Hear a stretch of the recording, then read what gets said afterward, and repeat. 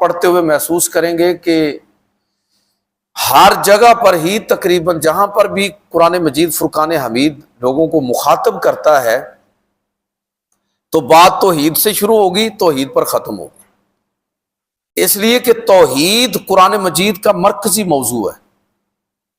کسی جگہ پر بھی آپ کو توحید ایسے لگتا ہے کہ توحید کے حصار کے اندر اللہ تعالیٰ نے ساری تعلیمات بیان فرمائی۔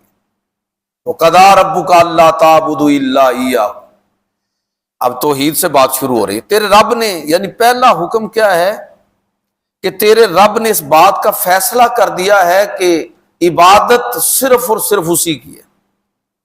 اللہ تعالیٰ کی ذات کے اندر، اللہ تعالیٰ کی صفات کے اندر، اللہ تعالیٰ کے افعال کے اندر اور اللہ تعالیٰ کی عبادت کے اندر کوئی دوسرا شریک نہیں ہے۔